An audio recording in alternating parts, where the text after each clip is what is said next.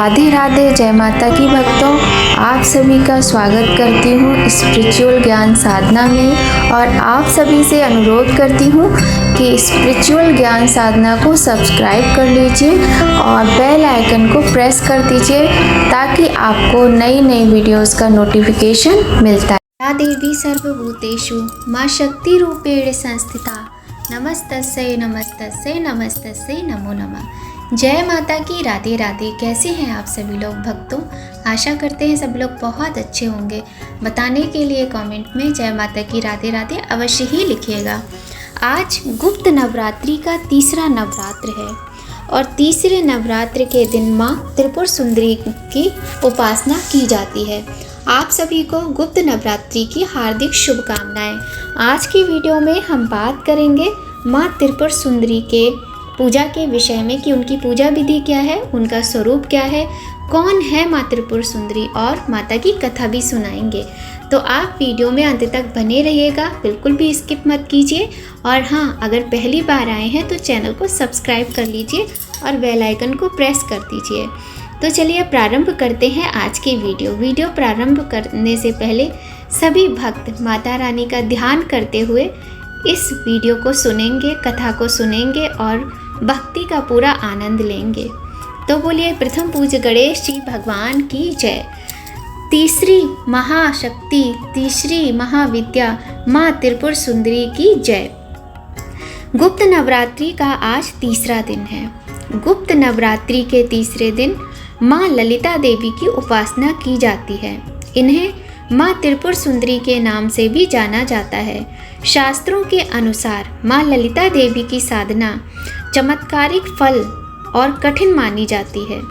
10 महाविद्याओं में से एक माँ ललिता देवी को षोडशी, ललिता, लीलावती, लीलामती, ललितांबिका, लीलेशी, लीलेश्वरी व राजराजेश्वरी के नाम से भी जाना जाता है। पौराणिक कथाओं के अनुसार माँ वर देने के लिए तत्पर और सौम्य और दया से पूर्ण हृदय वाली मानी जाती हैं।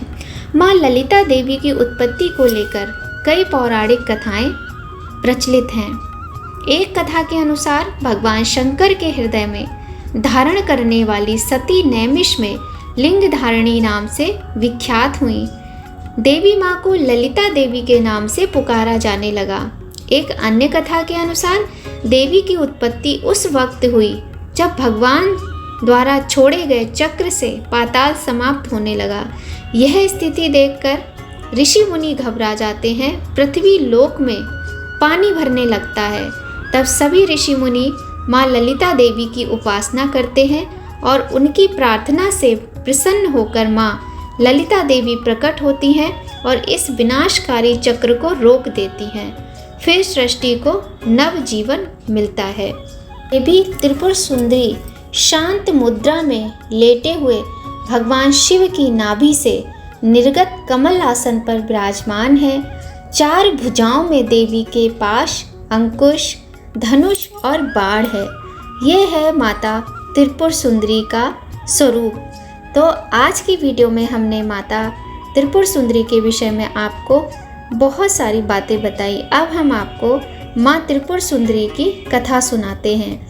जैसा कि आप सभी जानते हैं कि अभी गुप्त नवरात्रि चल रहे हैं और आज गुप्त नवरात्रि का तीसरा दिन है। तीसरे दिन महाविद्या माँ त्रिपुर सुंदरी की पूजा अर्चना की जाती है।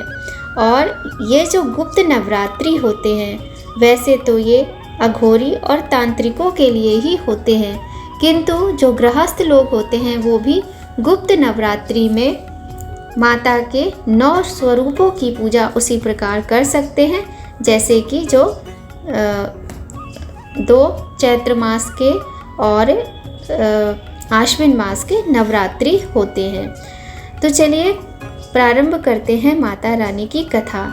माता का स्वरूप का ध्यान करते हुए परिपूर्ण भक्ति में अपने मन को लगाते हुए माँ के प्रति अपनी भक्ति को, अपने प्रेम को समर्पित करते हुए आज की कथा को प्रारंभ करते हैं। पौराणिक कथा के अनुसार एक समय महर्षि परशुराम के शिष्य सुमेधा ऋषि द्वारा रचित त्रिपुरा रहस्य में इसका वर्णन मिलता है। इस ग्रंथ में भगवान परशुराम, दत्तात्रेय तथा हयग्रीव और अगस्त्य मुनि के माध्यम से वार्तालाप की शैली में भगवती के प्राकट्य की कथा एवं महात्म्य का विस्तार से वर्णन किया गया है।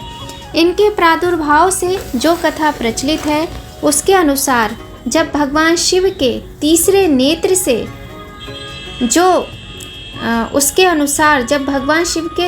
नेत्र से कामदेव भस्म हो गए तथा माता गौरी ने उस कामदेव के शरीर की भस्म को एकत्रित करके उसका एक पुतला बनाया तथा भगवान आशुतोष से कहने लगी कि हे स्वामी, इस पुतले में प्राण प्रतिष्ठा कर दो, क्योंकि गणपति के लिए कोई सखा नहीं है, अतएव ये हमारा गणपति के साथ क्रीड़ा किया करेगा। माता जगदम्बा की विनती पर योगेश्वर भगवान महाकाल ने उस पुतले में प्राण प्रतिष्ठा कर दी, परंतु शिवजी के क्रोध में भस्म होने के कारण उस भस्म में तमोगुण के परमाणु थे। वह पुतला मनुष्य रूप धरकर जीवित हो गया, किंतु भस्म में तमोगुण होने के कारण वह असुर बना। इस भस्म के पुतले में जो जीव आया वह महालक्ष्मी के माणिक्य शेखर नाम का एक सेवक था और वह घटना कुछ इस प्रकार थी। एक समय गंगा तट पर माता लक्ष्मी तपस्या कर रही थीं तथा अपने नेत्रों को बंद करके माता त्रिपुर सुंदरी का ध्यान कर रही थीं। उन्होंने अपने सेवक माणिक्य शेखर से कहा कि देखा, मेरी तपस्या में कोई विघ्न नहीं पड़ना चाहिए, तुम सावधानी से मेरी रक्षा करो। ऐसा कहकर लक्ष्मी जी ध्यान में मग्न हो गईं। माणिक्य शेखर पहरा देता रहा। उसी समय एक रमणी अलकनंदा नदी में स्नान करने आई। अंदर गोता लगाते समय उसका पैर फिसल जाने के कारण वह डूबने लगी तथा उसने अपनी सहायता हेतु पुकार की। उसकी पुकार सुन माणिक्य शेखर दौड़ता है और उस रमणी के प्राण बचा लेता है। उस रमणी का सौंदर्य देखकर माणिक्य शेखर के हृदय में काम प्रकट होता है। इस प्रकार माणिक्य शेखर का नीचतापूर्ण व्यवहार देख वह रमणी घोर पुकार करती हुई माता लक्ष्मी जी की शरण में आ गई। उपयुक्त वृतांत जानने के बाद माता लक्ष्मी ने माणिक्य शेखर को दैत्य बन जाने का श्राप दिया। तत्पश्चात उस माणिक्य शेखर की उस पुतले में प्राण आ गए। इस प्रकार ये असुर बना तथा कुछ दिनों के पश्चात इसमें असुर भाव प्रकट होने लगे एवं गणेश जी को अपमानित तथा कार्तिकेय जी के साथ युद्ध करने लगा। अंततः उसने धन, वैभव, बल तथा शक्तियों की प्राप्ति के लिए गंगा के किनारे 10,000 वर्ष तक तप किया। जब उसके तप से भगवान शिव प्रसन्न हो गए तो उसके समक्ष पहुंचकर उससे वरदान मांगने के लिए कहा, तो उस दैत्य ने वरदान रूपी जीवन दान मांगा, अर्थात अमृतत्व की अभिलाषा दिखाई, परंतु भगवान उसे अमर करने में असमर्थ थे। इस प्रकार वह निराश होकर पुनः तपस्या करने चला गया तथा उसने 1,00,000 वर्ष तक कठोर तप किया। इससे संतुष्ट होकर भगवान आशुतोष ने उसे त्रिलोक पर शासन करने तथा देव, दानव, मानव आदि सभी पर विजय प्राप्त करने का वरदान दे दिया, परंतु ब्रह्मादि देवों को उसके अधीन नहीं रखा और ना ही अमृतत्व का वरदान दिया। वह दैत्य इससे संतुष्ट नहीं हुआ और पुनः तपस्या करने चल दिया। उपर्युक्त उसने 2 करोड़ वर्षों तक घनघोर तपस्या की। उसके महान तप से इंद्रादि समस्त देवताओं के सिंहासन हिलने लगे तथा पृथ्वी पर प्रलय सी आ गई। इस प्रकार संपूर्ण ब्रह्मांड की अर्थव्यवस्था नष्ट होती दिखाई दी। भगवान आशुतोष ने उस दैत्य को देवगण, नव, मानव, योनिश, प्राणी, वृक्ष और पर्वत, मृग, सर्प, पक्षी, कीट, पतंग आदि यज्ञ, गंधर्व, विद्याधर, किन्नर, पिशाच, ब्रह्मा, विष्णु और महेश तथा प्रचलित अस्त्र शस्त्र से मृत्यु न होने की आश्वासन दिया। बस उस वरदान के मद में आकर उस दैत्य ने अपने आप को अमर समझकर देवताओं को त्रास देने लगा तथा इंद्रादि समस्त लोगों पर अपना आधिपत्य प्राप्त कर लिया। एक समय वह त्रिदेवों ब्रह्मा विष्णु महेश के लोकों पर विजय प्राप्त की इच्छा से उनके धामों की तरफ कूच कर गया। उस दैत्य को अपनी तरफ आते देख त्रिदेव अपने धाम सहित अदृश्य हो गए। कुछ समय व्यतीत होने के पश्चात उसी दैत्य की मनोवृत्ति इंद्राणी के प्रति आकर्षित हुई। अतः इंद्राणी को ज्ञात होने के पश्चात वह अपने पिता पुलोम के साथ माता पार्वती के आश्रम में कैलाश पर्वत पर रहने लगी। जब उस दैत्य को ये पता चला कि इंद्राणी ने कैलाश पर आश्रय लिया है तो वह अपनी सेना सहित कैलाश की ओर चल दिया। परंतु उस समय जब गणेश जी को ये पता चला कि मेरे बचपन का सखा आ रहा है तो वह प्रसन्न चित्त उसका स्वागत करने पहुँचे। किंतु उस दैत्य ने गणेश जी को दुत्कार दिया, सम्मान का तिरस्कार करके उसका उपहास करने लगा। उसने कहा कि जाओ अपने पिता शंकर से कहो कि इंद्राणी को लेकर मेरी शरण में आए। ये सुनकर गणेश जी को बहुत अधिक क्रोध आया और दोनों के बीच द्वंद्व युद्ध आरंभ हुआ। दैत्य के इस आचरण पर श्री भगवान महाकाल क्रोधित हो गए और उसकी ओर त्रिशूल लेकर दौड़े। तब भगवती पार्वती ने भगवान आशुतोष को रोका और कहा, हे स्वामी, यह दैत्य आपके वरदान के कारण इतना बलवान हुआ है, अतः इसकी मृत्यु आपके हाथों से नहीं हो सकती।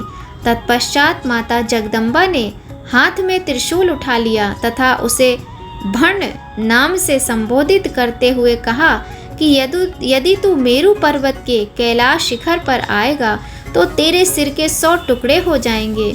उसी दिन से उसका नाम भंडासुर पड़ा। भंडासुर ने 10 दिशाओं को पालकी का वाहन बनाया तथा शक्ति के पराक्रम से भंडासुर ने 100 ब्राह्मण पर अधिकार कर लिया। तारकासुर नाम का एक दैत्य था, वह 5 ब्राह्मण का प्रतिनिधित्व करता था। उसने अपनी पुत्री का विवाह भंडासुर के साथ कर दिया तथा भंडासुर को 5 ब्राह्मण दान दिए।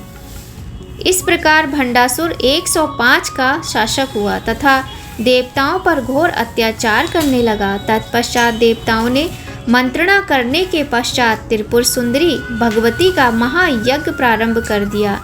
शिव, विष्णु इत्यादि समस्त देवता यज्ञ में उपस्थित थे। विधि पूर्वक किए गए इस यज्ञ में पूर्ण आहुति देवगुरु बृहस्पति ने दी। इस यज्ञ की पूर्ण आहुति ने एक विशालकाय ज्वाला प्रकट की तथा उससे भगवती त्रिपुर सुंदरी का प्रादुर्भाव हुआ। तत्पश्चात देवी ने नारद जी को शांति दूत बनाकर भेजा, परंतु वह दैत्य भंडासुर नहीं माना और माता जगदम्बा से युद्ध करने को तैयार हुआ। तत्पश्चात माँ भवानी से उसका रणभूमि में घोर संग्राम हुआ। अंततः भगवती के हाथों मोक्ष प्राप्त करके वह अपने धाम को चला गया। तदनंतर भंडासुर के मोक्ष प्राप्त करने के पश्चात इंद्राणी देवता शोभायमान होने लगी। यह देवी भुक्ति मुक्ति प्रदायिनी है। इनके अन्यत्र नाम भी हैं। सदाशिव पर स्थित कमल के आसन पर विराजमान, इनके चारों हाथों में पाश अंकुश धनुष बाण सुशोभित है।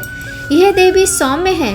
जो मनुष्य इस देवी का आश्रय पाता है उसमें तथा देवताओं में कोई अंतर नहीं माना जाता है। इनको पंच वक्त्र अर्थात 5 मुख वाली कहा गया है। चारों दिशाओं में 4 और एक ऊपर होने के कारण इनको 5 मुखों वाली कहा गया है। त्रिपुर भैरवी की उपासना से सभी बंधन दूर हो जाते हैं। यह षोडशी भी कही जाती हैं। षोडशी को श्री विद्या भी माना जाता है। यह साधक को युक्ति और मुक्ति दोनों प्रदान करती हैं। इनकी साधना से षोडश कला निपुण संतान की प्राप्ति होती है। जल, थल और नभ में इनका वर्चस्व कायम है। आजीविका और व्यापार में इतनी वृद्धि होती है कि व्यक्ति संसार भर में धन श्रेष्ठ यानी सर्वाधिक धनी बनकर सुख भोगता है। जीवन में काम, सौभाग्य और शारीरिक सुख के साथ आरोग्य सिद्धि के लिए इन देवी की आराधना की जाती है। इनकी साधना से धन संपदा की प्राप्ति होती है। मनोवांछित वर या कन्या से विवाह होता है। षोडशी का भक्त कभी दुखी नहीं रहता। बोलिए षोडशी माता की जय। इस प्रकार तीसरी महाविद्या माँ त्रिपुर सुंदरी माँ षोडशी की कथा यहीं पर संपन्न होती है। अगर आपको कथा थोड़ी भी अच्छी लगे तो लाइक अवश्य कीजिएगा और कमेंट में अपने सुझाव अवश्य ही दीजिएगा। आप अपना सपोर्ट, अपना प्यार इस चैनल को देते रहिए। आपका अपना चैनल है स्पिरिचुअल ज्ञान साधना।